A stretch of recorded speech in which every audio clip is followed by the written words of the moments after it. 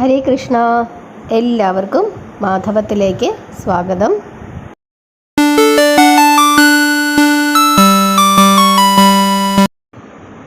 May 12 ഞായറാഴ്ച ദിവസം ഒരുപാട് പ്രത്യേകതകളുള്ള ഒരു ദിവസമാണ്.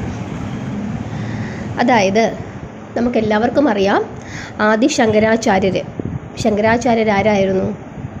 ഹൈന്ദവ വിശ്വാസങ്ങൾ, ഹൈന്ദവ ആചാരങ്ങൾ ഒരു സമയത്ത് വല്ലാതെ വിഘടിക്കുകയും ദോഷപ്പെടുകയും ഒരുപാട് അനാചാരങ്ങളൊക്കെ ഉണ്ടാവുകയും ചെയ്തിരുന്ന ഒരു കാലഘട്ടത്തിൽ ഈ ഹൈന്ദവ ആചാരങ്ങളെ സംരക്ഷിച്ച് അതിനെ ഒന്ന് ശുദ്ധീകരിച്ച് ഒരു കുടക്കീഴിലാക്കി. കാരണം ഒരുപാട് ദുരാചാരങ്ങൾ ഉണ്ടായിരുന്ന ഒരു മതമായിരുന്നു ഹൈന്ദവ മതം. അതിങ്ങനെ, കാരണം അത് പ്രത്യേകിച്ച് ഒന്നും എഴുതി വെച്ചിട്ടില്ല ഇങ്ങനെ ചെയ്യണമെന്നൊന്നും.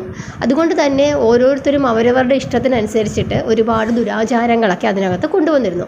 ഈ ദുരാചാരങ്ങളെല്ലാം ഒരു പരിധി വരെ കളഞ്ഞ് ശുദ്ധീകരിച്ച് ഒരു കുടക്കീഴിലാക്കിയ മഹാനായ ആചാര്യനായിരുന്നു ശ്രീ ശങ്കരാചാര്യർ.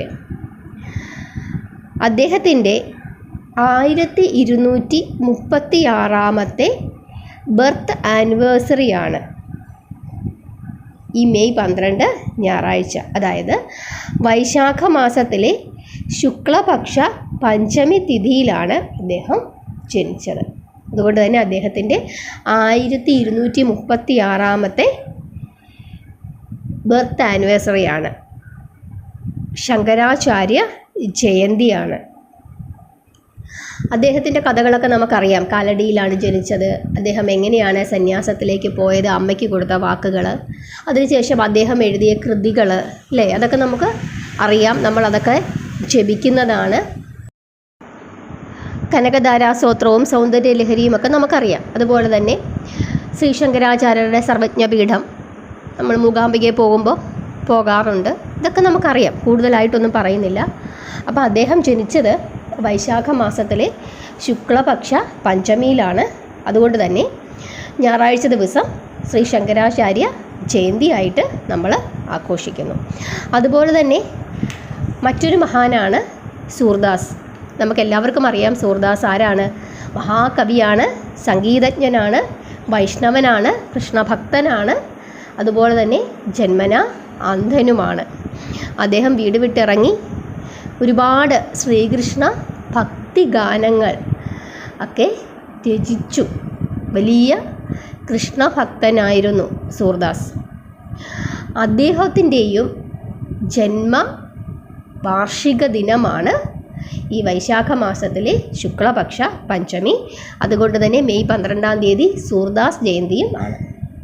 ഇനി മറ്റൊരു പ്രധാനപ്പെട്ട വൈഷ്ണവനാണ് ശ്രീ രാമാനുചാര്യർ. ശ്രീ രാമാനുചാര്യർ പരമവൈഷ്ണവനായിരുന്നു. തമിഴ്നാട്ടിലെ ശ്രീപെരുമ്പത്തൂരിൽ 11-ാം നൂറ്റാണ്ടിലാണ് അദ്ദേഹം ജനിച്ചത്. അദ്ദേഹത്തിൻ്റെ ജന്മനാമം എന്ന് പറയുന്നത് ലക്ഷ്മണൻ എന്നായിരുന്നു. 120 വയസ്സ് വരെ അദ്ദേഹം ജീവിച്ചിരുന്നു എന്നാണ് പറയുന്നത്. ശ്രീരംഗത്ത് വെച്ച് അദ്ദേഹം ഭഗവാനിൽ ലയിച്ചു എന്നും പറയുന്നുണ്ട്. അദ്ദേഹം വലിയ പരമഭക്തനായിരുന്നു, ഭഗവാന്റെ വലിയ വൈഷ്ണവനായിരുന്നു. അപ്പോൾ ഇത്രയും പ്രത്യേകതകൾ മെയ് 12 ഞായറാഴ്ച ദിവസമുണ്ട്. ഇനി മെയ് 13 തിങ്കളാഴ്ച ദിവസം സ്കന്ദഷഷ്ഠിയാണ്. നമുക്കറിയാം, ഷഷ്ഠിവ്രതം നമ്മളെല്ലാവരും എടുക്കുന്നതാണ്. ഭഗവാൻ വേലായുധ സ്വാമിയെ പ്രാർത്ഥിക്കുന്നതിന് വേണ്ടിയിട്ട്, അദ്ദേഹത്തിൻ്റെ അനുഗ്രഹം ലഭിക്കുന്നതിന് വേണ്ടിയിട്ടൊക്കെയാണ് നമ്മൾ ഷഷ്ഠിവ്രതം എടുക്കുന്നത്. അപ്പോൾ ഷഷ്ഠിവ്രതം എടുക്കേണ്ടുന്ന വിധമൊക്കെ എല്ലാവർക്കും അറിയാം. ഷഷ്ഠിവ്രതം എടുക്കാൻ ആഗ്രഹിക്കുന്ന എല്ലാവരും തന്നെ ഞായറാഴ്ച ദിവസം തന്നെ വ്രതത്തിന് വേണ്ടി തയ്യാറെടുക്കുക. അതായത് ഒരു നേരം അരിഭക്ഷണമൊക്കെ കഴിച്ച് ശുദ്ധാഹാരത്തിലിരുന്ന് ഭഗവാന്റെ നാമങ്ങളൊക്കെ ജപിച്ച് ഇരിക്കുക. 13 വ്രതത്തിലിരിക്കുക. 14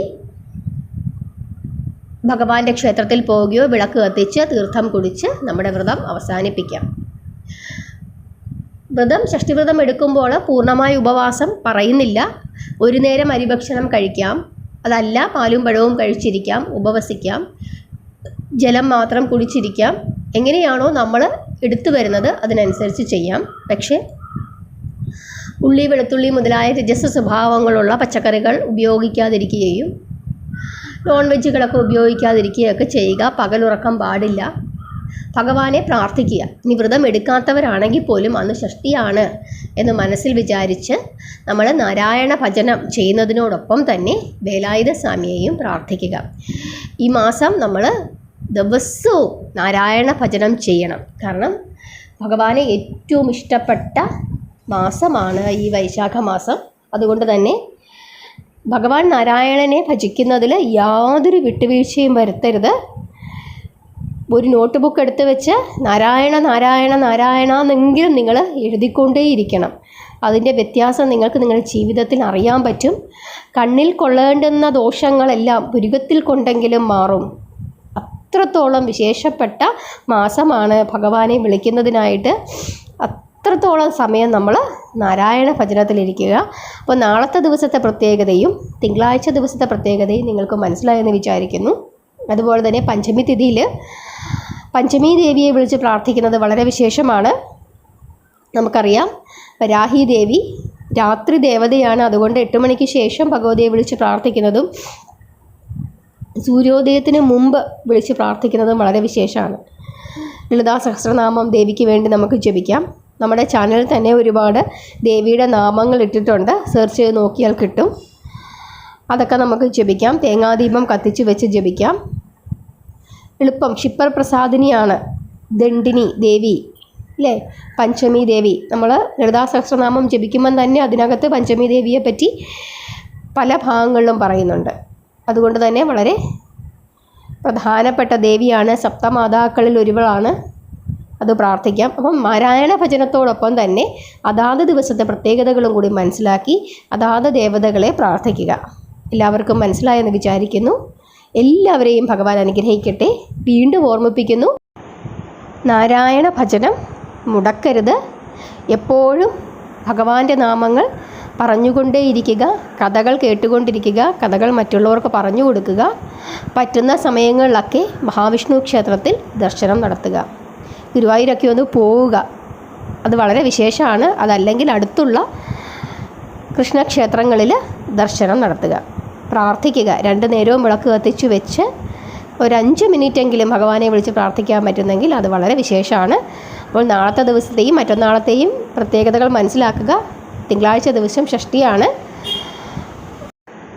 മഹാജ്യോതിഷിയാണ് വേലായുധ സ്വാമി. അതുകൊണ്ട് തന്നെ നമ്മുടെ ഗ്രഹപ്പിഴ ദോഷങ്ങളും മുൻജന്മ ദോഷങ്ങളുമൊക്കെ തലയിലെഴുത്ത് പിഴച്ചുപോയി എന്ന് പറയുന്ന ആളുകൾക്കൊക്കെ പ്രാർത്ഥിക്കാൻ പറ്റുന്ന വളരെ വിശേഷപ്പെട്ട ദിവസമാണ്. ഭഗവാൻ നമ്മുടെ പിഴച്ചുപോയ തലയിലെഴുത്തൊക്കെ മാറ്റി നമുക്ക് എല്ലാ ഐശ്വര്യങ്ങളും പ്രദാനം ചെയ്യും. എല്ലാവർക്കും മനസ്സിലായെന്ന് വിചാരിക്കുന്നു. എല്ലാവരെയും ഭഗവാൻ അനുഗ്രഹിക്കട്ടെ. ഹരേ കൃഷ്ണ.